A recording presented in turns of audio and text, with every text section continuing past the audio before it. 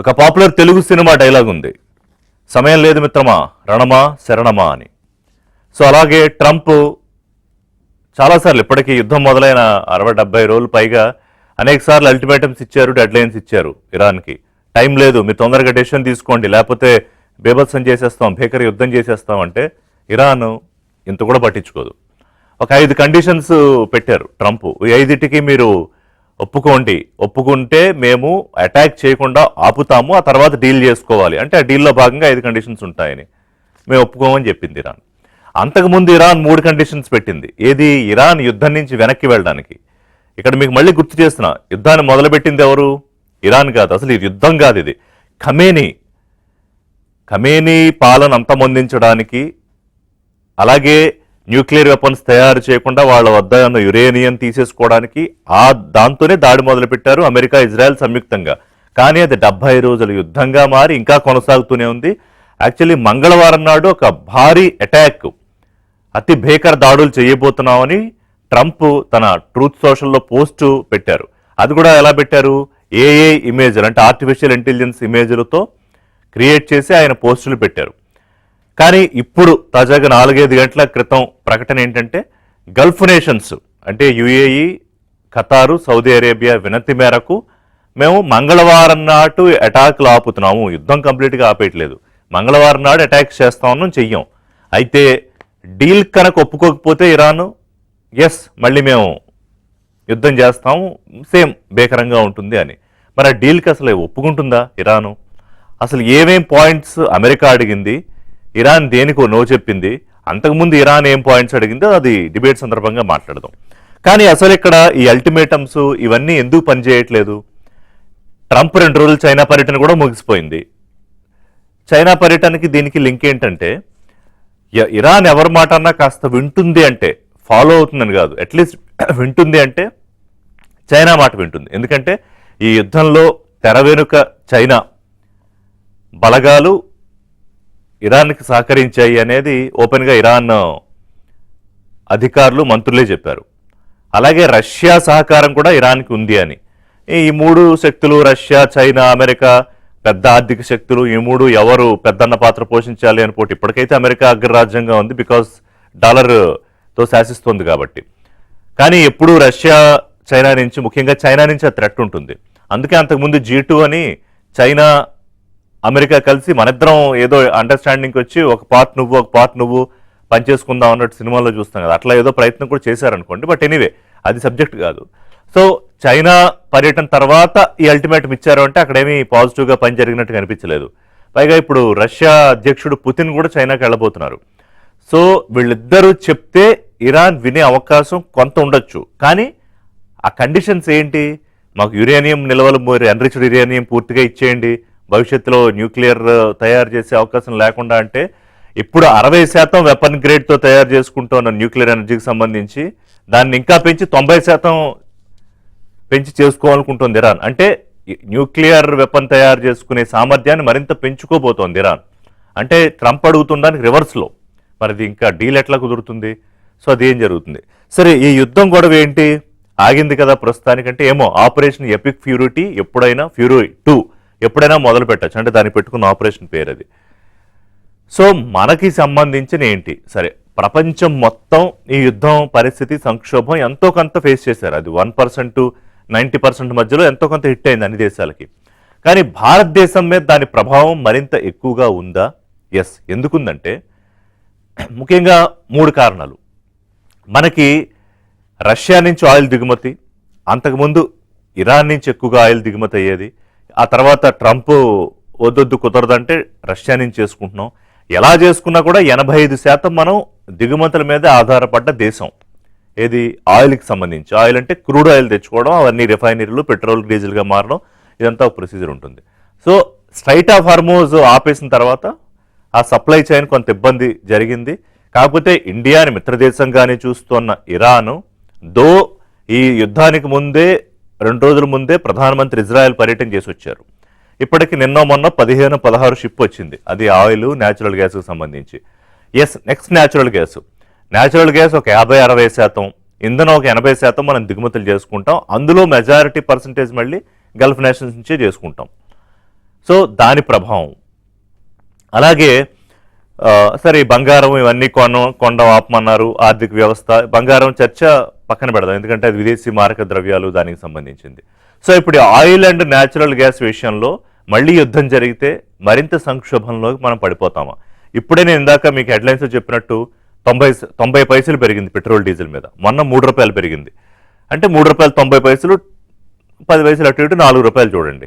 తర్వాత ఇంకో రూపాయి, తర్వాత ఇంకో 80 పైసలు, తర్వాత ఇంకో 2 రూపాయలు 70 పైసలు, ఇలా ఇలా ఇలా నెమ్మదిగా పెంచుకుంటూ వెళ్తారు. ఎందుకో కారణాలు మనం ఇంతకుముందు కూడా మాట్లాడుకున్నాం. కొన్నాళ్ళుగా పెంచలేదు, సంక్షోభం వచ్చింది, సప్లై ఆగిపోయింది, ఆయిల్ కంపెనీలు నష్టం వస్తున్నాయి, అది పోడ్చాలంటే పెంచక తప్పదు. సో మళ్ళీ నెత్తి మీద పిడుగు తప్పదా? గ్యాస్ ఒకసారి పెరిగింది, డొమెస్టిక్ గ్యాస్ 40-50 రూపాయలు, కమర్షియల్ గ్యాస్ 2 సార్లు పెరిగింది, మళ్ళీ డొమెస్టిక్ గ్యాస్ అంటే మనం ఇంట్లో వాడుకునే గ్యాస్, అది కూడా మళ్ళీ పెంపు తప్పదు అంటున్నారు. సో గ్యాస్ పెరిగిపోతే, ఆయిల్ పెరిగిపోతే, ఫుడ్ ధరలు పెరిగిపోతాయి, గూడ్స్ పెరిగిపోతాయి, నిత్యావసరాలు పెరిగిపోతాయి. అంటే ఏ రకంగా చూసుకున్నా మళ్ళీ వాయింపు తప్పేటట్టు లేదు. అది ఇంకా బాగా లోయర్ ఇన్కమ్ గ్రూప్స్ మన దేశంలో 70-80% పైగా అతి తక్కువ స్వల్ప ఆదాయాలతో నడిపిస్తున్నారు. వాళ్ళ పరిస్థితి ఏంటి? దేశ ఆర్థిక వ్యవస్థ అసలే అంతంత మాత్రంగా ఉంటే, అయితే కేంద్రం దీన్ని అంతంత మాత్రంగా ఉన్నాయని ఒప్పుకోవట్లేదు. బట్ స్టాటిస్టిక్స్ చెప్తాయి, గడిచిన 6 నెలల్లో సీనియర్ ఎకనామిస్టులు మాట్లాడుతున్న ప్రకారం అర్థం చేసుకుంటే అంత గొప్పగా లేదు. దాని మీద మళ్ళీ పశ్చిమాసియా యుద్ధ ప్రభావం. అంటే ఇప్పుడు ట్రంప్ డెసిషన్ ఏం తీసుకుంటాడు? యుద్ధం ఆపుతాడా, కంటిన్యూ చేస్తాడా? ఏదో గల్ఫ్ నేషన్స్ అడిగారు కాబట్టి ఒక్కరోజు ఆపుతానంటున్నాడు. తర్వాత యుద్ధం నుంచి ఎలాగోలా బయటకు రావాలని ట్రంప్కు ఉంది. ఆయనకి అక్కడ చాలా వ్యతిరేకత ఉంది దేశంలో. కానీ ఎగ్జిట్ స్ట్రాటజీ ఏంటి? ఎలా బయటకు రావాలి? సడన్గా బయటకు వచ్చేస్తే ఇరాన్ గెలిచినట్టు అయిపోతుంది. చిన్న బుడ్డ కంట్రీ ఇరాన్. అంటే అసలు అమెరికా శక్తితో పోలిస్తే, మీకు చిన్న ఎగ్జాంపుల్ చెప్తా, ఒక దాదాపు $1 ట్రిలియన్ దగ్గర $950 బిలియన్ పైనే అమెరికా తన రక్షణ వ్యవస్థకు పెట్టిన డబ్బు ఏది కేటాయింపు. ఇరాన్ది <8 బిలియన్. అంటే $10 బిలియన్ కన్నా కూడా తక్కువ ఉన్న ఇరాన్ 70 రోజులుగా సస్టైన్ చేయడమే కాదు, నీ ఇష్టం ఆపితే ఆపు, లేకపోతే నేనేం ఆపనంటోంది ఇరాన్. మధ్యలో ఉన్న ఇజ్రాయెల్ ప్రధానమంత్రి నెతన్యాహు, ఆయనకి యుద్ధం కొనసాగడమే కావాలి, ఇరాన్ కనిపించకుండా పోవడమే కావాలి. సో ఈ జరుగుతున్న పవర్ గేమ్లో మన ఆర్థిక వ్యవస్థ సంగతి ఏంటో కూడా మనం చూస్తాం. దాదాపు 80 రోజుల పైగా, అంటే మొదటి దాడి జరిగి ఖమేనీ మీద దాడి జరగడం, ఆ తర్వాత యుద్ధంగా మారడము, భీకర యుద్ధంగా మారడము, ఇక గల్ఫ్ నేషన్స్, ఆయిల్ రిఫైనరీసు, తర్వాత పరిశ్రమలు, పెద్ద పెద్ద ఆయిల్ రిఫైనరీసు, తర్వాత కొన్ని చోట్ల కోలాటరల్ డ్యామేజ్లో కొంతమంది సామాన్యులు చనిపోవడం అన్నీ చూసాం. అయితే ఇప్పుడు అటాక్ జరిగితే ఈసారి అమెరికా ఏ స్థాయిలో చేస్తే ఇరాన్ అదే స్థాయిలో చేయడానికి రెడీగా ఉంది. ఆ అంతుబట్టని మనం చిదంబర రహస్యం అంటాం కదా, అంటే అంత తక్కువ రక్షణ వ్యవస్థ నిధులున్న అంత చిన్న దేశం, ఇంత పెద్ద దేశం అమెరికాని ఇజ్రాయెల్ని కలిపి సంయుక్తంగా ఎదుర్కోవడం, సరే వెనకాల చైనా రష్యా సపోర్ట్ చేస్తున్నారు, ఇవన్నీ ఒక అంశం. అయితే ఇవాళ ఏ పరిస్థితిలో ఉన్నాం మనం? ఒకటి, గల్ఫ్ నేషన్స్ అడిగాయి కాబట్టి ఒకరోజు ఏదో మంగళవారం ఆపుతున్నట్టు అన్నారు ఆయన. అయితే డీల్ కుదరకపోతే మళ్ళీ కథ వెనక్కే, మళ్ళీ మొదలైతే ఏంటి? ఎపిక్ ఫ్యూరీ 2.0 మొదలైతే పరిస్థితి ఏంటి? అది ఇంకా మన మీద, భారతదేశం మీద చూపించబోయే ప్రభావం ఏంటో మాట్లాడదాం. మనతో పాటు పెంటపాటి పుల్లారావు గారు, సీనియర్ విశ్లేషకులు, విదేశీ వ్యవహారాల నిపుణులు, సంజయ్ బులిపాక్ గారు, foreign affairs expert and analyst, Paparao గారు, ఆర్థిక రాజకీయ విశ్లేషకులు. నమస్కారం అండి పాపారావు గారు, సంజయ్ గారు, పుల్లారావు గారు. పుల్లారావు గారు, చెప్పండి. మనం ఈ యుద్ధానికి సంబంధించి చాలా సందర్భాల్లో మాట్లాడుకున్నాం చర్చల్లో, ఉదయమైనా సాయంత్రం అయినా.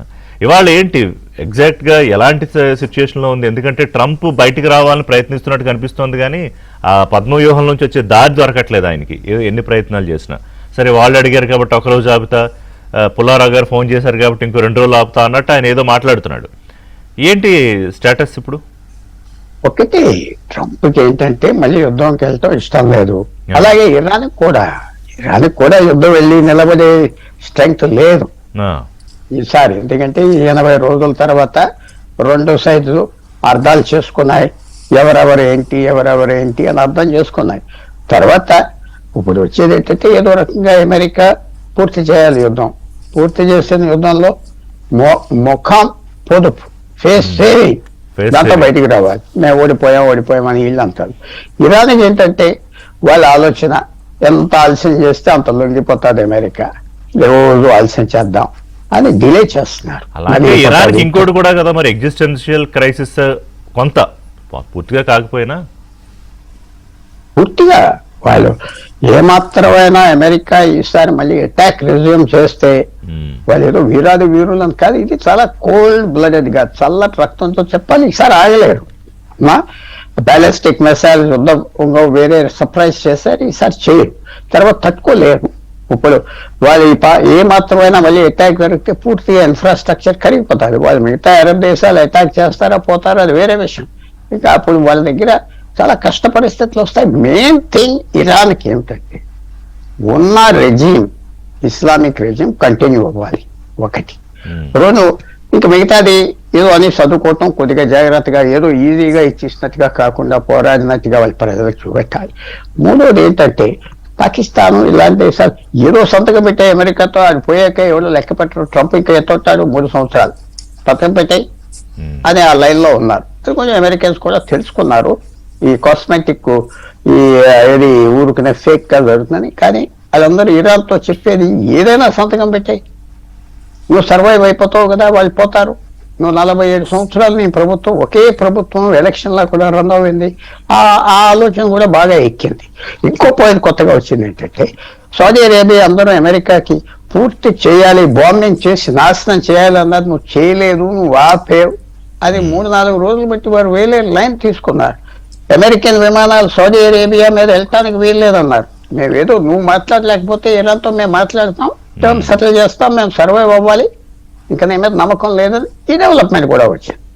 అన్నీ వచ్చిన ట్రంప్ చేసే చాలా మంది లైట్ గా తీసుకుంటున్నారు. సైకలాజికల్ గా ఇది చాలా పెద్ద అటాక్. రేపు చేస్తా నేను పిల్లలు చేస్తా టైం వేస్తానా, ఇది ఎవరు అనలేదు కదా ఇప్పుడు వరకు ఇరాన్తో. ఆ భయం ఉన్నది.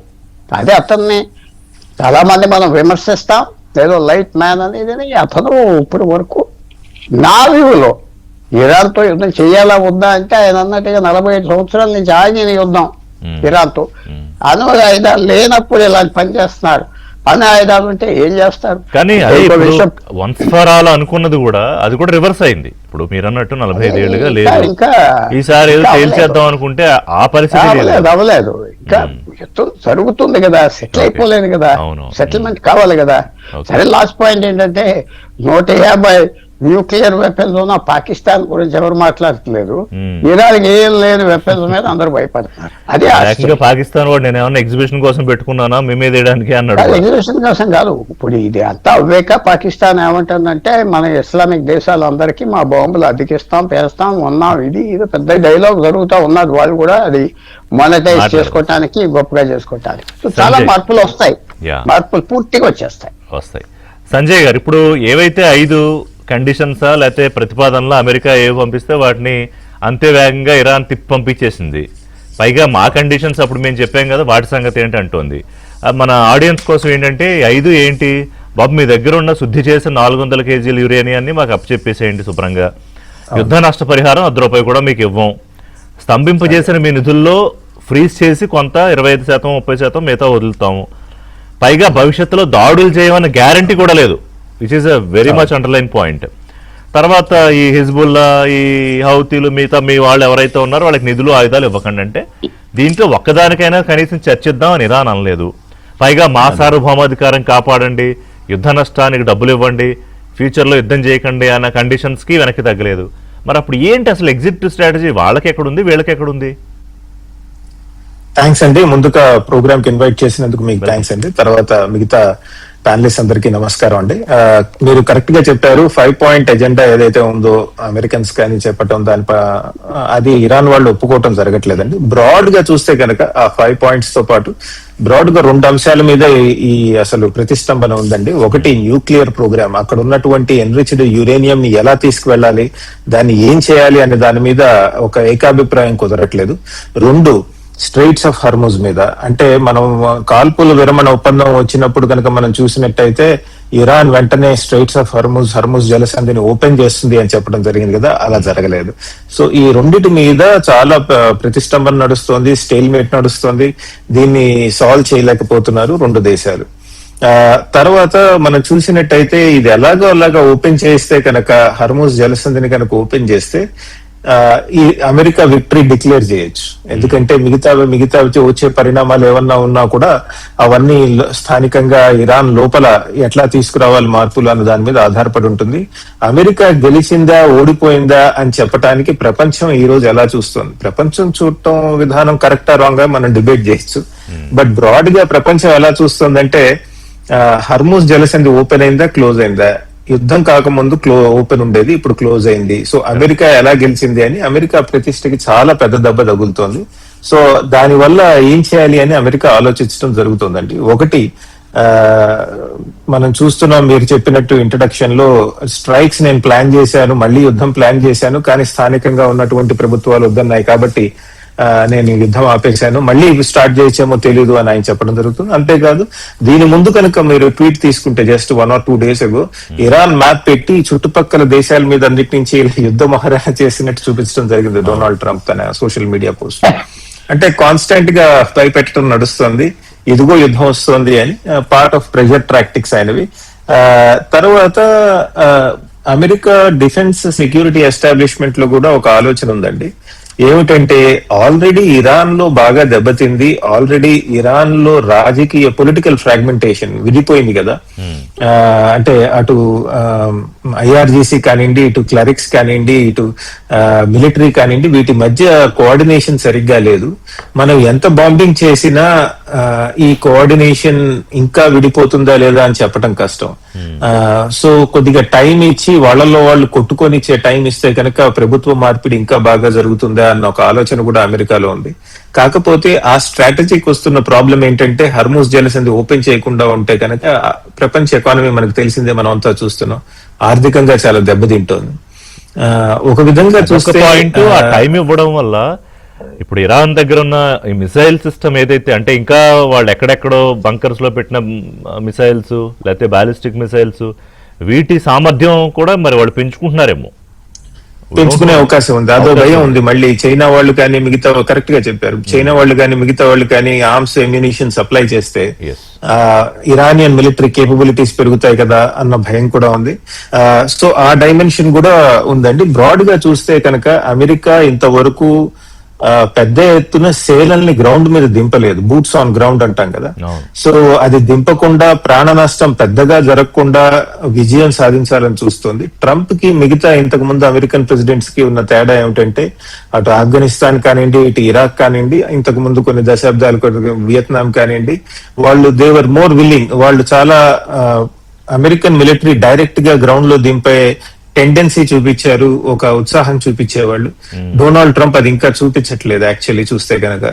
సో దాని వల్ల అమెరికా ఓడిపోతుందా గెలుస్తుందా అన్న భాష నడుస్తుంది. మరో పక్కన మీరు చెప్పినట్టు ఇరాన్ లో కనుక చూసినట్టయితే మేము చనిపోవడానికి రెడీగా ఉన్నాం కానీ ఓటమి ఒప్పుకోమని వాళ్ళు చెప్తున్నారు. అమెరికన్స్ చూసుకుంటే కనుక మేము చావడానికి సంసిద్ధంగా లేదు, కానీ గెలుపు కనపడకపోయినా మేము we're not ready to die, put soldiers అని వాళ్ళు చెప్పడం జరుగుతుందండి. ఒత్తిడి అయితే అమెరికా ట్రంప్ మీదే ఎక్కువ ఉంది ఎలా చూసినా. అంటే ఆయనకి ప్రజాస్వామ్య దేశం, సో అక్కడ ప్రజల నుంచి చాలా తీవ్రమైన ఒత్తిడి వస్తుంది.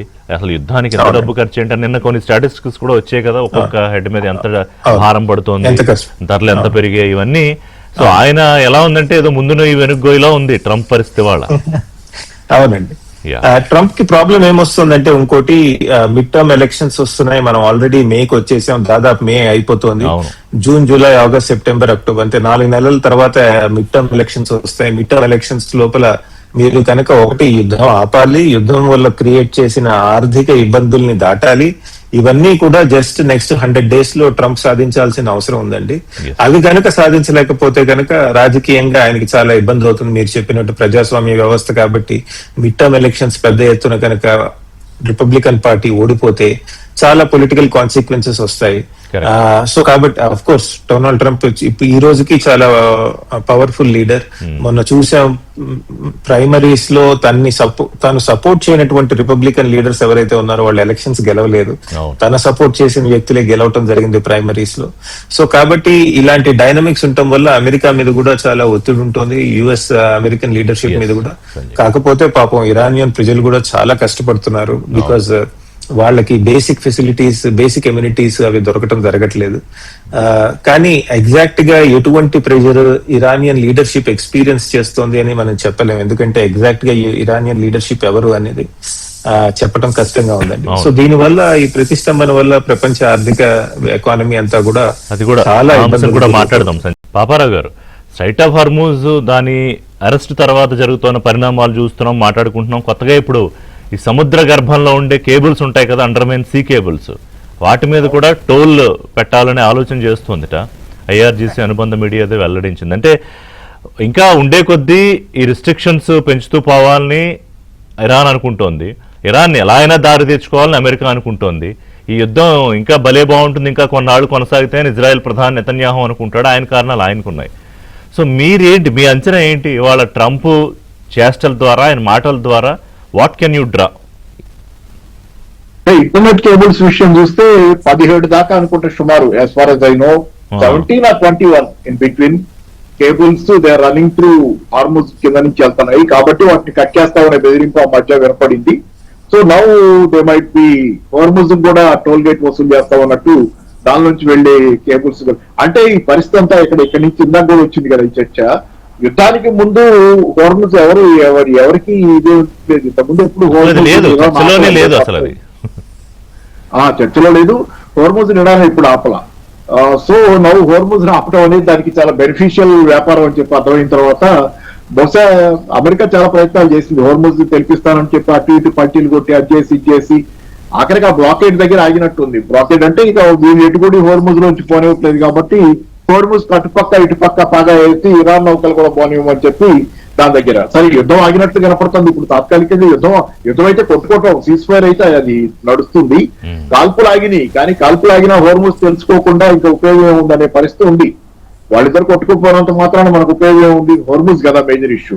కాకపోతే ఇక్కడ నేను చెప్పేది ఒకటే, మన భారతదేశ విదేశాంగ విధానంలో కూడా ప్రధానమైన లోపం హోర్ముజ్ గురించే మాట్లాడుతున్నాం మనం. స్టిల్ హోర్ముజ్ తెరవాలని మాట్లాడుతున్నాం, కానీ హోర్ముజ్ అసలు మూతం పడ్డదానికి కారణం ఏంటి? దీంట్లో చరిత్ర, ఇరానియన్ రెవల్యూషన్, ఎప్పటి నుంచో ఇరాన్ తో భారతదేశానికి ఉన్న సంబంధాలు బయటకు చూసుకుంటే ఇన్నిటి మధ్యలో హోర్ముజ్ సమావేశం అంటే ఎడమొహం పెడమొహంగా ఏదో జరిగినప్పటికీ ఎవరు చెప్పాలనుకుందో వాళ్ళు మాట్లాడారు. అప్పుడు జయశంకర్ గారు సార్వభౌమాధికారం ఇవన్నీ కాపాడుకోవాలని ఎక్కడో ఒక మాట అన్నారు. ఈ వేగ్ మాటల వల్ల ఉపయోగం లేదు. ఇప్పుడు నడుస్తుంది ఏంటంటే వేగ్ మాటల వల్ల ఉపయోగం లేదు. పైగా మనం ఇజ్రాయెల్ పోయి వచ్చాం ఆ మధ్య. మోడీ గారు యుద్ధం మొదలవక ముందే వెళ్ళారు కదా. కూడా మన యాక్షన్స్ చాలా మాట్లాడుతున్నాయి ఇక్కడ ప్రపంచంలో. They are not trusting us. ఒకటి. రెండోది ఏంటంటే మనం హోర్ముజ్ తెరవండి అంటే వాళ్ళకి పీకల మీదకి వచ్చి ఇరాన్ వాళ్ళని చావు బతుకుల మధ్య ఉండి అమెరికా ఏం చేస్తుందని వాళ్ళు ఇన్నాళ్ళు భయపడి ఈ రోజు వాళ్ళకి తాగి వచ్చినటువంటి ఆధిపత్యాన్ని వాళ్ళకి తేలిగ్గా వాళ్ళ శాంతి ఒప్పందం జరగకుండా ఎందుకు వదులుకుంటారు దాన్ని? కాబట్టి ఇదే చివరిసారిగా ఈ పీక మీద చేయబెడితే అమెరికా దొరికింది. కానీ ఏంటంటే ఈ దొరకటం అవకాశంగా తీసుకుని యుద్ధంతో చివరి యుద్ధం కావాలని వాళ్ళు కోరుకుంటున్నారు. మరి అట్లాంటప్పుడు మనం ఏదో పక్షం వహించకుండా మనం ఇజ్రాయెల్ పక్షం వహిస్తామంటే నేను అలాంటి వాళ్ళం జనరల్ గా చాలా మంది భారతీయుల్లో ఉన్నటువంటి వ్యతిరేకత ఉంది. ఇజ్రాయెల్ పట్ల వద్దని సాంప్రదాయకంగా వచ్చింది. సరే ఇదేమైనా కానీ ఏంటంటే ఇవాళ ఇరాన్ పక్షం వహించినా ఇరాన్ తో సానుభూతితో మాట్లాడినా వస్తున్నాయి కదా మన షిప్పులను అడ్డుకోవట్ల. ఇప్పుడు మొన్న 15-16 షిప్ వచ్చింది ఈ స్ట్రైట్ ఆఫ్ హార్మూజ్ అరెస్ట్ తర్వాత కూడా. ఏం సార్ పుల్లారావు గారు, వస్తున్నాయి కదా భారతదేశానికి gas and oil ship? 5-10 ships వచ్చాయి. బట్ రిస్ట్రిక్షన్ లేదు కదా భారతదేశానికి వచ్చే షిప్స్ లో. రిస్ట్రిక్షన్ లేకపోవడం కాదు, ఇప్పుడు ఫుల్ ఫ్లెడ్ ఎన్ని వచ్చాయి? మనం మామూలుగా 30-40 ఆగిపోతే ఒక 5-6 వస్తున్నాయి అంటే అసలంటూ వస్తాయి. అందుకే క్యూలు అన్నా రేషన్ వల్ల ఇంకా ఉన్నాయి. రేషన్ అయినా ఉందంటే 5-6 వస్తున్నాయి. కానీ బట్ స్టిల్ ఫుల్ ఫ్లెడ్జెడ్ గా నడవటల్లా. మనం పర్మిట్ చేస్తామంటున్నారు. పర్మిట్ చేస్తే ఈ పరిస్థితి ఇక్కడ ఉండకూడదు. కరెక్ట్. అదే కొన్నే వస్తున్నాయి, చాలా తక్కువ. అది కూడా బతిలాడుకుని వస్తున్నారా, టోల్ గేట్ వస్తున్నారా, ఇవన్నీ మనకు తెలియదు కానీ వస్తున్నారు. సో అది 5-6 వచ్చినాయా, ఎన్ని రావాలి? నాకు తెలిసి అయితే కొన్ని రోజువారీ వచ్చే షిప్స్ కూడా ఉన్నాయి. ఎల్ఎన్జీ లాంటి విషయంలో అసలు మనకి నిల్వే లేదు సరిగ్గా. దాంతో రోజువారీ ఎక్కడికక్కడ దిగితే గానీ కుదరదు. ఎల్పిజి నా దగ్గర డేటా కూడా ఉంది. ఎల్పిజి కూడా అదే పరిస్థితి. కొద్ది రోజులకే నిల్వలు ఉన్నాయి. రోజువారీ షిప్పులు రావాలి. అలాంటి ఎప్పుడో అప్పుడో షిప్ వస్తే అది అవ్వదు. తర్వాత రెండోది మళ్ళీ మిస్ అవ్వకుండా వస్తుంది యువత. సో హార్మూజ్ మీద ఎంఫోసిస్ పెట్టి ఉపయోగం లేదు. మీరు హార్మూజ్ తెరవండి అంటే మా సంగతి చూడండి అంటున్నారు. ఇరాన్ వాళ్ళ సంగతి చూడండి నాయన, మమ్మల్ని చంపేస్తున్నారు వీళ్ళు, మేము మేము చావు బతుకుల్లో ఉన్నాం, మా సంగతి మేము నేర్చుకోవాలంటే యుద్ధం కొనసాగాలని వాళ్ళు మాట్లాడుతున్నారు. Then you have to take a stand. అలీనోద్యమం నుంచి మనం నేర్చుకుంటే మధ్యలో ఇంకో కీలకమైన స్టేక్ హోల్డర్స్ ఉన్నారు కదా, గల్ఫ్ నేషన్స్. ఆ గల్ఫ్ నేషన్ వాళ్ళ గురించి మనకి ఇప్పుడు ఎందుకు సార్? ఇప్పుడు యుద్ధం వీళ్ళ గురించి కదా. కాదు కదా, అంటే కాదు. ఇప్పుడు యుద్ధం, ఇప్పుడు మన ఏమైంది, యుఏఈలో బిగ్గెస్ట్ న్యూక్లియర్ సెంటర్ మీద దాడి జరిగింది. ఏది సీజ్ ఫైర్ ఆన్ లో ఉన్నప్పుడే. అంటే ఇంపాక్ట్ అక్కడ జరుగుతూ ఉంటే దాని రిఫ్లెక్షన్ ఉంటుంది కదా, మన మీద కూడా పడుతుంది కదా. నేను చెప్తుంది ఒకటి, వాళ్ళ మీద కూడా దాడులు జరుగుతుంది. ఇరాన్ చేస్తుంది. ఎందుకు చేస్తుంది? అక్కడ 18 దాకా అనుకుంటాను నాకు తెలిసి అమెరికన్ మిలిటరీ క్యాంప్స్ ఉన్నాయి, మిలిటరీ స్థావరాలు. వాటిల్లో ఆల్మోస్ట్ 16 ధ్వంసం అయిపోయినాయి అంట. మిగతా ఇప్పుడు వీళ్ళ యుఏఏ మీద ఎందుకు చేస్తుంది పర్టికులర్ గా? మిగతా వాళ్ళ మీద తగ్గించింది. యుఏఈ అమెరికాతో పోయి రాజీ పడే కదా, ఈ మధ్యకాలంలో రాజీ పడింది అనేది కనపడుతుంది కదా ఇజ్రాయెల్ తో. దాంతో దాని మీద దాడి చేస్తుంది. ఇప్పుడు మీకు అంతా చేసి ఇప్పుడు లేటెస్ట్ పొజిషన్ ఏంటి? అమెరికా అధ్యక్షుడు ట్రంప్ చెబుతుంది ఏంటి? ఇది దాడులు వద్దునైనా ఖతారు సౌదీ అరేబియా కూడా దాడులు వద్దు ఇరాన్ మీద, నాయన ఆపేనైనా నీకు దండం పెడతామని చెబుతున్నారు. నీకు దండం పెడతాం, ఎందుకంటే మమ్మల్ని దాంతరాడు వాడు, నువ్వేం దాడులు చేయటం కానీ. కానీ అది ట్రంప్ చెబుతున్న శాఖ. నిజంగానే వీళ్ళు అడుగుతున్నారా మనకి తెలియదు. వీళ్ళు అడగట్లేదు అని చెప్పరు. వీళ్ళంతా వీళ్ళు చెప్పరు, ఎందుకంటే వీళ్ళకి కూడా దాడులు లాగాలి. చైనా పోయి వచ్చిన తర్వాత ట్రంప్ ఈ మాట మార్పు ఏంటి? మళ్ళీ దాడి చేస్తానన్నాడు. చైనా పోగరాగానే వదిలిపెట్టడం దాడి చేస్తానన్నాడు. కానీ మనసులో చైనాలో నాన్ కోఆపరేషన్ ఉంది. China is not cooperating with Trump. దాంతో ఇక్కడికి వచ్చి ఏం చేస్తున్నాడు? దాడులు చేయకపోవడానికి కారణంగా America Saudi Arabia వద్దంది, Qatar వద్దంది, UAE వద్దంది. వాళ్ళు వద్దంటున్నారా లేదా మనకు తెలియదు. ఈయనే తప్పుకుంటున్నాడా? యుద్ధం చేయకుండా ఇక యుద్ధం చేసే స్థితి మనకు లేదనే దశకు వచ్చేసాడా? సరే, ఏదేమైనా యుద్ధం ఆగుతుంది, మంచిదే. కానీ శాంతి చర్చలు అయితే జరగాలిగా. హోర్ముజ్ తెరవడానికి వాళ్ళు పట్టుబడుతున్నారుగా. చర్చలు అయితే జరగాల్సిందేగా. చర్చల్లో కూడా దిగొస్తారు. ఈ కండిషన్స్ కనీసం హాఫ్ వే అన్నా రీచ్ కాకపోతే ఎవరో ఒక పార్టీ ఎక్కడ ఆగుతుంది? వాడు అసలు ప్రధానంగా ఇందాక వారు చెప్పినట్టు సంజయ్ గారు ఈ డీన్యూక్లియరేషన్ సంబంధించి అమెరికా డిమాండ్ పెడుతోంది. దానికి ఇరాన్ ఒప్పుకోవట్లేదు. కాదు ఇక్కడ అమెరికా ప్రయోజనాలు డైరెక్ట్ గా అక్కడ ఏం లేవు. ఇప్పుడు అమెరికా ప్రయోజనాలు అమెరికా సామ్రాజ్య ప్రయోజనాలు అనేవి గతంలోనే అయిపోయినాయి. మిడిల్ ఈస్ట్ లో అది పెట్రోల్ కంట్రోల్ చేయటం, మిడిల్ ఈస్ట్ మొత్తాన్ని కంట్రోల్ చేయటం, ఈ కథ అయిపోయి ట్రంప్ ఎప్పుడో చెప్పాడు మన సంగతి మనం చూసుకున్నామని. ఆ సంగతి చూసుకోవటం దగ్గరికి వస్తే ఇప్పుడు మిడిల్ ఈస్ట్ లో వాళ్ళకి ఏ ప్రయోజనాలు లేవు. కాబట్టి ఏంటంటే ఈ ఒత్తిడి కింద మిడిల్ ఈస్ట్ లో ఏ ప్రయోజనాలు లేకుండా ఇంకా అది కావాలి ఇది కావాలని అడగాల్సిన అవసరం అతనికి లేదు. ఏమన్నా చేద్దామేమో చూశాడు ఇరాన్ ఎట్లాగైనా కొంచెం పై చేయి ఆధిపత్యం చూపించుకుందాం, వెనుగులాలు చేశా కదా అని. అది అవ్వటల్లా. కాబట్టి ఏంటి ఇప్పుడు సర్దుకుంటే అమెరికాకి పోయేదేమీ లేదు. సర్దుకుంటుంది. ఈ కండిషన్స్ ఈ 5 పాయింట్ ఎజెండా ఇజ్రాయెల్ కోసం పెట్టిందంటారా? నీ యురేనియం అంతా ఇచ్చేసే అంటే ఇజ్రాయేలియన్ లాబీ అమెరికాలో చాలా పవర్ఫుల్ లాబీ. వాళ్ళు చాలా ఒత్తిడి తెస్తున్నారు, కొనుక్కుంటున్నారు. వాళ్ళతో పెట్టుకుంటే నేను ఈ మధ్య చదివింది ఏంటంటే బెన్నీ శాండర్స్ వీళ్ళు చెప్పింది కూడా ఇజ్రాయెల్ లాబీతో పెట్టుకుంటే వాళ్ళు చాలా డబ్బులు ఉన్నవాళ్ళు. అమెరికాలో ఎలక్షన్ లో గెలవరు చాలా మంది. అమెరికాలో ఈ డెమోక్రట్లు కానీ రిపబ్లిక్లు కానీ వాళ్ళతో తగాదా పడి నెక్స్ట్ ఎలక్షన్ కంటెస్ట్ చేస్తారు కదా ప్రొఫెషనల్ పొలిటీషియన్స్. ఇదంతా ఎవరైనా వాళ్ళు ఎలక్షన్ లో గెలవాలంటే ఇజ్రాయెల్ లాబీ ఎదురు డబ్బులు పెట్టి వాళ్ళని ఓడిస్తుందంట. అలా కాకుండా గెలిచిన వాడు మామ్దాని కొంతమంది గెలుస్తున్నారు. ఇప్పుడిప్పుడే కొంతమంది గెలుస్తున్నారు డబ్బులు లెక్క. తర్వాత ఒక చిన్న మొక్క సార్ నేను చెబుతుంది, చివరి మొక్క దీని మీద కూడా చర్చ మిగతా వాళ్ళు కూడా చేస్తే సంతోషం. ఈ చైనా నుంచి సిల్క్ రోడ్ అనేది ఒకటి వేస్తున్నారు కదా, పాత సిల్క్ రోడ్ రివైవ్ చేసి అది ఇప్పుడు ఇరాన్ దాకా ఉందంట. చూసుకోండి, నెట్ లో చూస్తే కనపడుతుంది. ఇరాన్ దాకా సిల్క్ రోడ్ రివైవ్డ్. అందుకని ఇరాన్ కి సిల్క్ రోడ్ వెళ్తుంది 2 ఏరియాల నుంచి చైనాలో. ఇప్పుడు సప్లైస్ అన్ని ఆగిపోయింది అనేది పొరపాటు. చైనా నుంచి ఇరాన్ కి ట్రైన్ రూట్ లో వయా అటు పాకిస్తాన్ కానీ ఎటుగానైనా ఆ రూట్ నేను చెప్పలేను కానీ ట్రైన్ రూట్ ఉంది. దాని ద్వారా కార్గో సప్లై అవుతుంది ఇరాన్ కి. ఇది ఒకటి ఇంపార్టెంట్ ఫ్యాక్ట్. చాలా ఇవన్నీ అయి ఉండొచ్చు. ఇరాన్ కి ఏ రకమైన సహకారం ఉంది?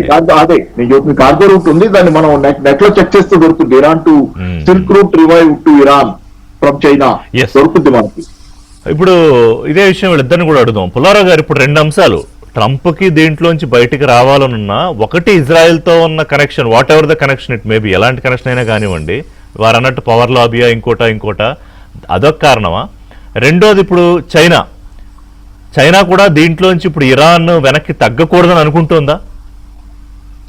ఒకటి మెయిన్ థింగ్ ఏంటంటే ఇజ్రాయెల్కి ఇన్ఫ్లుయెన్స్ ఉండడం American interest, Saudi Arabia, Arab దేశాల ఇంట్రెస్ట్. చాలా మంది ఏదో అమెరికా వచ్చి చేసేస్తుంది అంటే కరెక్ట్ అవ్వచ్చు, కానీ ఈ దేశాలు కూడా మమ్మల్ని ప్రొటెక్షన్ ఇవ్వాలి, మీరు వెళ్ళిపోతే ఇరాన్ మమ్మల్ని ఫినిష్ చేస్తుంది అని పెద్ద 30 సంవత్సరాలు 40 సంవత్సరాలు జరుగుతుంది. ఇది ఎవరు వాళ్ళంతా యునైటెడ్ గా ఉన్నారు. ఇది ఎండింగ్ మనం అనుకున్న ఎండ్ గేమ్ లాగా రాదు. ఏదో ఇరాన్ లో ఉన్న 9 కోట్ల మంది అందరూ ఒక జెండా కింద కాదు, పెద్ద డివిజన్స్ ఉన్నాయి, అక్కడ చీలికలు వచ్చే అవకాశం ఉన్నది. రోజు రోజు ఆలస్యం చేస్తే అసలు ఇరాన్కి డిలే అగ్రిమెంట్ లేకుండా వెళ్ళటం కష్టం. వాళ్ళ ఆయిల్ ఏప్రిల్ 13 నుంచి ఇప్పటికి 40 రోజులు ఒక్క బ్యారెల్ బయటకు అమ్మలేకపోతున్నారు కదా, ఆప్ చేశారు కదా. మీరు హార్మోజ్ మాదంటే దిగ్బంధం చేసి ఆప్ చేశారు. సో ఇది సింపుల్ గా ఇరాన్, అమెరికా, ఇజ్రాయెల్ ఏదో చేసేస్తున్నారు, కొద్దిగా పరిస్థితి మారింది. ఇరాన్ తగ్గించాలి, ఇజ్రాయెల్కి, అమెరికాకి, యూరోప్కి, మొత్తం యూరోప్కి, తర్వాత అరబ్ దేశాలకు ఉన్నది. అవుతాదా అవదా చేయలేరా అది వేరే విషయం. రెండోది ఏంటంటే చైనాది స్ట్రాటజిక్ గా పెద్ద ఇరానియన్స్ చచ్చిపోతే వాళ్ళు ఎవరు ఏడవరు, చాలా అన్సెంటిమెంటల్ గా ఉంటారు చైనీస్. అన్సెంటిమెంటల్ అంటే అదేం పట్టించుకోరు. వాళ్ళు ఏమంటున్నారంటే తైవాన్ మాకు వదిలేయాలంటున్నారు, వదిలేస్తే మీ ఇష్టం వచ్చింది చేసుకో, పెద్ద ఇరానీల బంధువు కాదు ఏం కాదు, అది పట్టించుకోరు. కానీ అది అమెరికా వాళ్ళు వదలటానికి వీలు లేదు. 2 రకాలుగా జరుగుతుంది. ఒకటి ఏంటంటే మనం ఒక 1-to-1 జరిగినట్టుగా చూడకూడదు, మల్టీ లేయర్ ఎన్నో విషయాలు ఒక టైంలో జరుగుతున్నాయి, ఎన్నో 2 పక్కన. చైనాకి ఇరాన్ కూడా బాధ చేస్తుందని తెలుసు, కానీ ఇప్పుడు ఇరాన్ దొరికింది అమెరికాని ఏడిపించడానికి, ప్రెషర్ చేయడానికి. చైనా నుంచి వచ్చేసాక ట్రంప్కి తెలిసి వీళ్ళు ఉపయోగం లేరని బయటకు చెప్పట్లేదు. రాగానే కదా ఇక్కడ చిన్న ఇది సార్ అడగలేదు, కానీ నేను ఒక మాట మాట్లాడినా చెప్పండి ఏం లేదు. మరి ఆ తైవాన్ విషయంలో వదిలేస్తే మీరు ఇరాన్ విషయంలో వదిలేస్తుందని నేను అనుకోవట్లా, నాకు అర్థమైనంతలో. ఎందుకంటే తైవాన్ గురించి చైనా ఆల్రెడీ, అదే అమెరికా ఆల్రెడీ వదిలేసి ఆయన ఏమన్నా ట్రంప్ మీ అందరికీ తెలిసింది, ఎక్కడో మనం ఏమో 115,000 కిలోమీటర్ల అవతల ఉన్నాం తైవాన్ కి, చైనా ఏమో 150 కిలోమీటర్ల దగ్గరలో ఉంది, మనం ఎక్కడ పోయి అక్కడ అంత దూరం పోయి యుద్ధం చేస్తాం కాబట్టి అన్నట్లు ఈ మాటలన్నీ మాట్లాడి తైవాన్ మీద ఆల్రెడీ చేతులు ఎత్తాడు. అయినా కానీ ఇరాన్ విషయంలో చైనా చేతులు ఎత్తలా, చైనా నాకు కన్సెషన్స్ ఇవ్వాలా. కాబట్టి అందుకే అంటే త్రూ ఇరాన్ అమెరికా మీద ప్రెజర్ మెయింటైన్ చేయడానికి అవకాశం ఉంది కాబట్టి అది చైనా కంటిన్యూ చేస్తుంది బహుశా. ఒకటే ఋషి గారు, ఇది ఇరాన్ అన్న మాటలు నిజం అనుకోవద్దు, అమెరికా అన్న మాటలు నిజం అనుకోవద్దు. లోపల రక్తం పూరిక కాలిపోతుంది, కరిగిపోతుంది. వాళ్ళిద్దరూ బయటకు పెట్టే స్టాన్సెస్ వేరు, లోపల జరిగేది వేరు. ఇలా ఏదో తప్పించుకోవాలి ఇరాన్, ఎందుకంటే ఈ గండం దాటేస్తే ఇంక వాళ్ళు ఫ్రీ అయిపోతారు. అది అమెరికాకి తెలుసు, ఇజ్రాయెల్కి తెలుసు, అరబ్ దేశాలు. సో మనం ఎదురు చూసేది ఎలాంటి అగ్రిమెంట్. లాస్ట్ క్వశ్చన్, భారతదేశానికి నేను తర్వాత చెప్తా, నాకు అవకాశం వస్తే ఇంపాక్ట్ ఉన్నదా అది నెక్స్ట్ రౌండ్ లో ఎలాగో మనం మాట్లాడతాం. సంజయ్ గారు, ఇప్పుడు ఇది క్లోజ్ చేసే ముందు, అంటే భారతదేశం ఎఫెక్ట్ మాట్లాడే ముందు, ఇందాక పుల్లారావు గారు పెద్దలు ఆయన గండం అన్నారు కదా, ఆ గండం ముగ్గురికి ఉంది. ఇటు ఇరాన్కి ఉంది, అమెరికాకి ఉంది, గల్ఫ్ నేషన్స్ కి ఉంది, ఇజ్రాయెల్కి ఉందో లేదో మీరు చెప్పాలి. సో ఇప్పుడు దీంట్లో బయటపడడానికి ఇప్పుడు పుల్లారావు గారు అన్నట్టు పైకి చెప్పే ఛాన్స్ వేరు, లోపల జరుగుతుంది వేరు. అంటే for hour sake of the discussion అసలు ఏముంది ఎగ్జిట్ స్ట్రాటజీ ఎవరి దగ్గర అయినా? మీ దగ్గర ఏమైనా ఉన్నాయి పాయింట్స్ అంటే డిస్కస్ చేయడానికి, ఎవరు ఏం చేస్తే దీంట్లో యుద్ధం ఆగుతుంది అనే దానికి? ఎగ్జిట్ స్ట్రాటజీ అన్ని ఇంతకు ముందు మన భక్తులు చెప్పినట్టు ఫేస్ సేవింగ్ ఫార్ములా అవసరం అండి.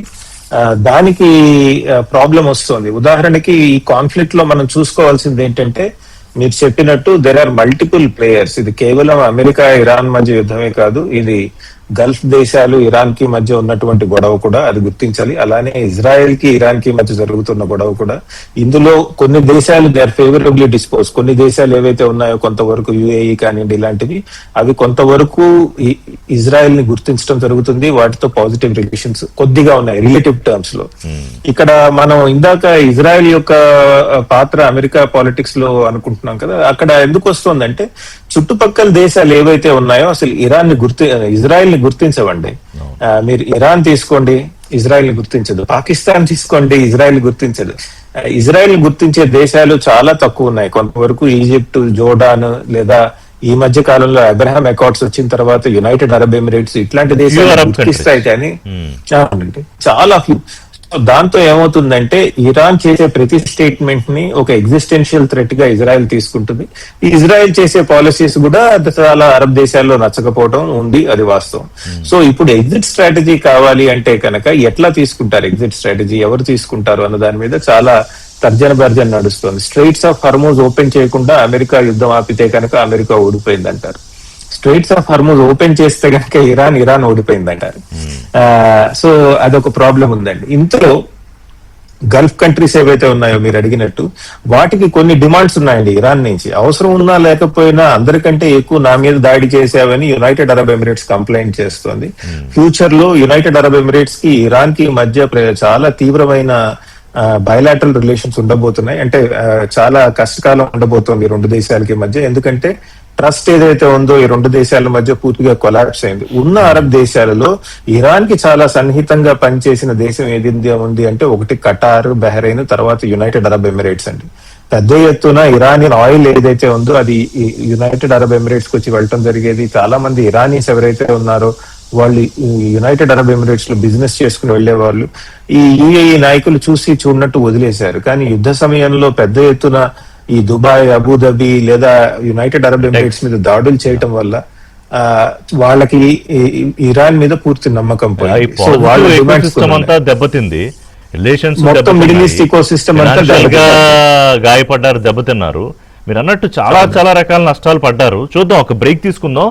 కమింగ్ బ్యాక్ టు ఇండియా, అంటే భారతదేశం మన వైపు నుంచి మన కళ్ళల్లో చూస్తుంటే కనుక ఈ పశ్చిమాసియా యుద్ధం ఇప్పటివరకు ఎంత నష్టం చేసింది, ఒకవేళ ఇది ఆగకపోతే ఇంకా ఎలాంటి ఉపద్రవాలు.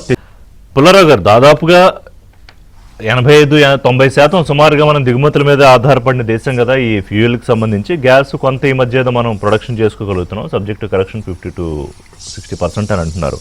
సో ఇప్పుడు ఏంటి భారతదేశం మీద ఈ యుద్ధం తాలూకా ప్రభావం? అంటే 4 రోజుల్లో 2 సార్లు ఫ్యూయల్ ప్రైస్ హైక్ అయింది. సరే, రెండోసారి వాళ్ళ 90 పైసలే పెరిగింది అనుకోండి, అంటే మళ్ళీ 3 రూపాయలు అంటే ఎట్లా ఉంటాయి రియాక్షన్స్ అని మరి కొంచెం పెంచుతారా, ఎట్లా ఉండబోతోంది? ఒకవేళ ఇది కనుక సీజ్ ఫైర్ 1-2 డేసే ఉండి తర్వాత మళ్ళీ మొదలైతే అది మన మీదకి ఎట్లా వచ్చి పడుతుంది? ఒకటి, ఈవేళ ఆయిల్ ప్రైస్ 110, 108 పెట్రోల్ ఉన్నది. 2014లో 150 ఉండేది, మర్చిపోవద్దు. రాలేదు కదా మన ఆయిల్ పెట్రోల్ బంక్ దగ్గర. ఆ క్రూడ్ ఆయిల్ వాల్యూ $150 అమ్మింది 2014. ఇప్పుడు 110 కదా. ఇంకా టైం ఉందా? ఇది మనం సెంటిమెంటల్ గా చూసుకుంటే కుదరదు. 145 కోట్ల దేశం, కొన్ని రోజులు ఇబ్బంది ఉంటుంది. ఇబ్బంది అంటుంది, ఏం ముసుగుపోలేదే దేశం. రష్యా నుంచి బ్రహ్మాండంగా వస్తుంది, కొత్త దేశాల నుంచి ఆయిల్ గ్యాస్ మెల్లిగా వస్తుంది. ఇంకో 15 రోజులు నెలలకి వేరే దేశాల్లో అందుకోవటం మొదలు పెడతాయి. ఆల్మోస్ట్ తెరవాలి, మనం దాని మీద ఆధారపడటం మన ఫెయిలియర్. ఫిబ్రవరి 28 యుద్ధం వచ్చేటప్పటికి ఏం చేశారు? ఎక్కడ ఆర్డర్ చేయలేదు ఇతర దేశాల నుంచి. అది మీ డ్యూటీయా, నా డ్యూటీయా? Government duty. మేము మంత్రులు ఇచ్చి చక్కగా కూర్చోబెట్టాక ఇది 6 నెలలు బట్టి యుద్ధం జరగబోతుంది అనుకున్నప్పుడు ఇంకో సోర్స్ నుంచి ఎల్పిజి ఆర్డర్ చేయలేదు, ఇంకో సోర్స్ నుంచి పెట్రోల్ ఆర్డర్ చేయలేదు, అది క్రూడ్ ఆర్డర్ చేయకుండా ఇప్పుడు చేస్తున్నారు. ఒకటి.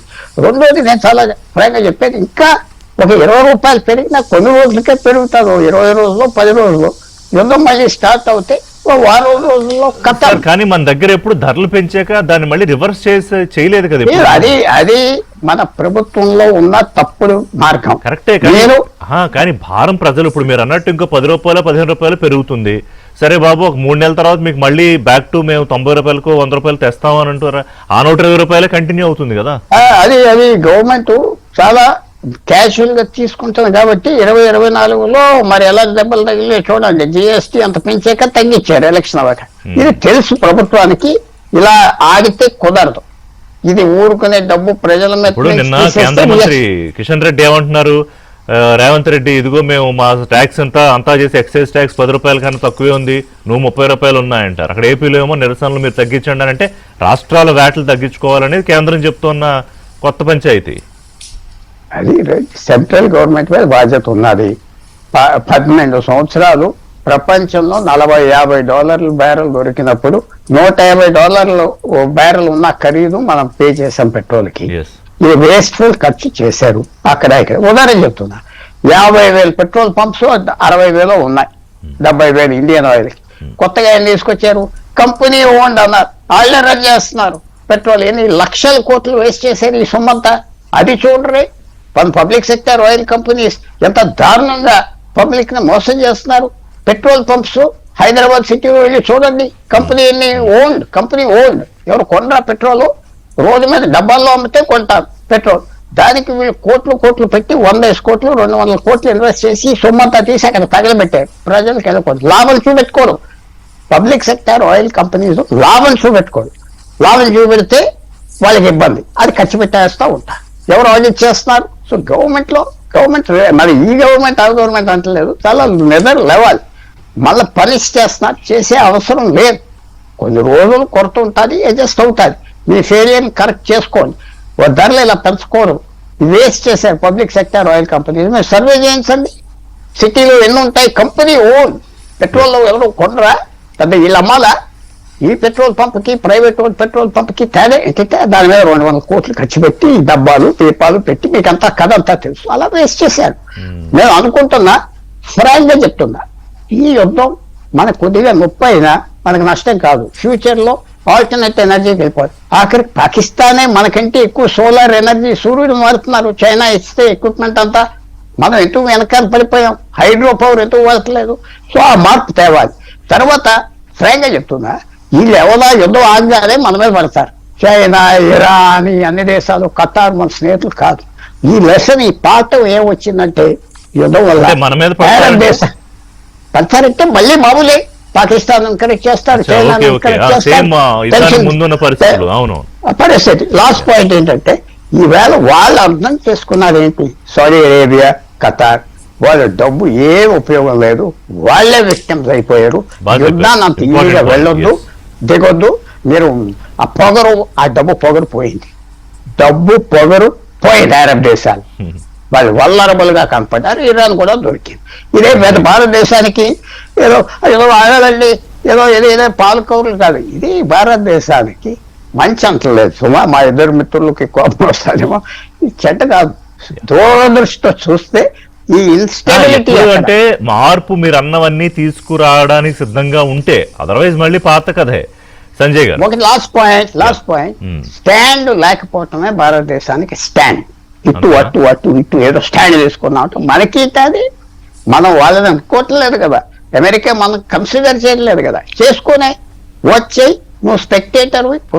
పాకిస్తాన్ ఏమో మెసెంజర్ లాగా వాడుకుంది, పోస్ట్ మ్యాన్ లాగా. ఇప్పుడేమో చైనా దగ్గరికి వెళ్ళింది, ఇప్పుడేమో రష్యా, చైనా, పుతిన్. సంజయ్ గారు, పుతిన్ ఏమో చైనాకి వెళ్తున్నారు. సరే, దాని రిజల్ట్ ఎలా ఉంటుందో పక్కన పెడితే, మన వ్యూ, ఇండియా వ్యూ నుంచి చూస్తే ఈ వెస్ట్ ఏషియా వారు మనకి ఏ నష్టం మిగిల్చింది? లేదు, మంచిగా కాకపోయినా చెడు కాదని పుల్లారావు గారు అంటున్నారు. Do you agree? ఒకటండి, ఖచ్చితంగా ఆర్థికంగా మనం ఇబ్బందులు ఎదుర్కోవటం జరుగుతుంది. అది షార్ట్ టర్మ్ లో జరుగుతుంది. లాంగ్ టర్మ్ ఎలా ఉంటుంది అని చూడొచ్చు.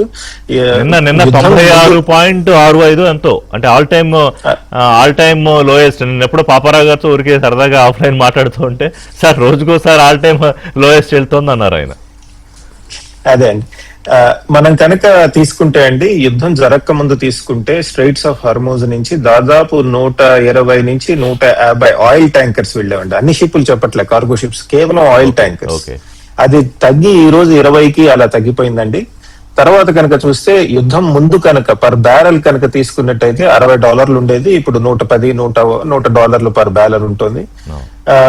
2014 లో లేదా ఇంతకు ముందు కూడా ఆయిల్ ప్రైసెస్ పెరిగేవి, తగ్గేది. ఇప్పుడు వస్తున్న ఛాలెంజ్ ఏంటంటే, ప్రైస్ పెరగటమే కాకుండా ఫ్యూచర్ లో ఆయిల్ దొరుకుతుందా లేదా అన్న భయం ఉందండి. సో ఇప్పుడు మనం చూస్తున్నది ఒక ఇంట్రెస్టింగ్ డైమెన్షన్ ఏంటంటే, ఖరీదు పెరగటము, ఫ్యూచర్ లో దొరుకుతుందా లేదా అన్న భయము, ఈ రెండు కలిసి ఆందోళన క్రియేట్ చేయడం. రష్యా లాంటి దేశాలు మేము భారత్ కి ఎప్పటికీ ఆయిల్ సంక్షోభం రానేమో అని చెప్తున్నాయి.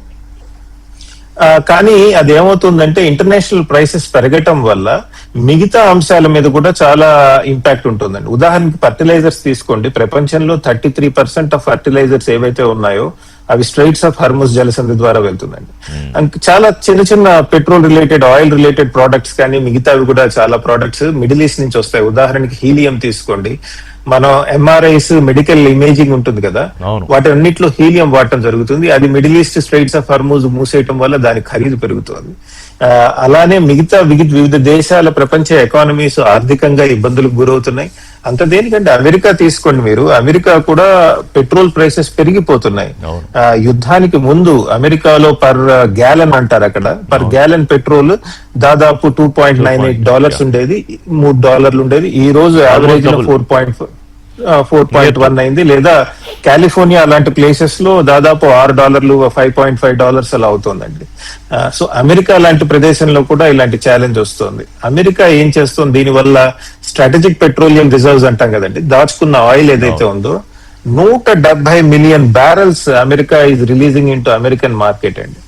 ధరలు తగ్గించడానికి, ధరలు మెయింటైన్ చేయడానికి ఇంత ఆయిల్ ఉన్న అమెరికా వాళ్ళ దగ్గర అలాంటి అవకాశాలు లేవు, మనం దిగుమతి చేసుకోవాల్సిందే, తీసుకోవాల్సిన అవసరం ఉంది.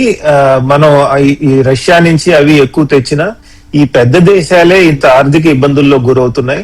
సో వాళ్ళ ఆర్థిక వ్యవస్థలు కనుక ఇంపాక్ట్ అయితే కనుక వాళ్ళు మిగతా దేశాల నుంచి ఎక్స్పోర్ట్స్ తగ్గిస్తారు, అంటే మన దేశం కూడా ఎక్స్పోర్ట్ తగ్గుతుంది. దానివల్ల కూడా క్యాస్కేడింగ్ ఎఫెక్ట్ అంటాం కదండి, దానివల్ల కూడా స్పిల్ ఓవర్ ఇంపాక్ట్ ఉంటుంది మిగతా ఎకానమిక్ రంగాల మీద. సో అదొకటి గుర్తుపెట్టుకోవాలి. తర్వాత మన ఇందాక చెప్పినట్టు మిడిల్ ఈస్ట్ లో జరుగుతున్న రాజకీయ సంక్షోభం మనకు మంచిదా చెడ్డదా అనేది చాలా ఇంట్రెస్టింగ్ క్వశ్చన్ అండి. యాక్చువల్లీ ఈ రోజు కనుక మనం చూసినట్టయితే చాలా మిడిల్ ఈస్టర్న్ కంట్రీస్ యుద్ధం ముందు నుంచే కూడా భారత్ తో ఒక డిఫెన్స్ రిలేషన్షిప్ పెట్టుకోవాలని చాలా ప్రయత్నిస్తున్నాయండి. మన్ని ఇండైరెక్ట్ గా కొన్ని దేశాలు వచ్చి మీతో మిలిటరీ అలయన్స్ చేసుకుంటా ఉన్నాయట. కానీ మనం మిలిటరీ అలయన్సెస్ చేయం కాబట్టి మనం we said we will promise defence partnerships ఇస్తామని చెప్పాం. ఉదాహరణకి మన యునైటెడ్ అరబ్ ఎమిరేట్స్ తీసుకోండి, 2 దేశాల మధ్య strategic framework for defence partnership అనే అగ్రిమెంట్ సైన్ చేయడం జరిగింది. దానివల్ల మనం డిఫెన్స్ ఎక్విప్మెంట్ ఇవ్వటం కానీ, కలిసి డిఫెన్స్ ఎక్విప్మెంట్ తయారు చేయటం కానీ, అంటే మిడిల్ ఈస్ట్ లో ఉన్నటువంటి ఎకనామిక్ స్ట్రెంగ్త్, వాళ్ళకున్న డాలర్స్ కానీ డబ్బులు తీసుకుని తయారు చేసే అవకాశాలు ఉన్నాయి. మన దేశంలో ఇన్వెస్ట్మెంట్ వచ్చే అవకాశాలు ఉన్నాయి.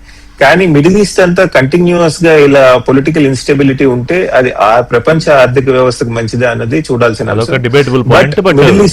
పాపారావు గారు, సో అంటే అనేక దేశాలకు యుద్ధం, ఇరాన్ మీద ఇజ్రాయెల్, అమెరికా మొదలెట్టిన గల్ఫ్ నేషన్స్ కి, ఇండియాకి, అనేక దేశాలకి ఇది ఏదో ఒక పాట నేర్పించింది, చిన్నదో పెద్దదో. పాపారావు గారు, సో ఏంటి ఇప్పుడు ఇవాళ పరిస్థితుల్లో, సరే రూపాయి పెరగడము తగ్గడము, డాలరు ఇదొక చర్చ అయితే, యుద్ధం కొనసాగితే ఏంటి మన మీద పిడుగు తప్పదా? మీరు అన్నది ఏంటంటే చాలా మంది పాఠాలు నేర్పింది అనేది. ఇందాక పెద్దలు సంజయ్ గారు అన్నట్టున్నారు ఏదో మరి ఇరాన్ మీద మధ్యప్రాచ్య దేశాలకు విశ్వాసం తగ్గింది అనేది. నేను అనుకోవట్లేదు అలా. అమెరికా మీద తగ్గింది, ఇరాన్ మీద కాదు. అమెరికా మీద విశ్వాసం తగ్గింది. అమెరికాతో దండం పెట్టి నాయన నువ్వు దూరంగా ఉండనే పరిస్థితి వచ్చింది. ఇటు ఈ యుఏఈ ఉంది కదా, ఇప్పుడు యుఏఈలో వాళ్ళు ఏదో అమెరికాతో, ఇజ్రాయెల్ తో ఇంకా దగ్గరగా ఉండాలని చూస్తున్నారో. కానీ నేను అనుకుంటా మధ్యప్రాచ్యంలో ఇప్పుడున్న పరిస్థితిలో మధ్యప్రాచ్య ప్రజలు ఒకలాగా ఉన్నారు, మధ్యప్రాచ్య గవర్నమెంట్లు ఒకలాగా ఉన్నాయి.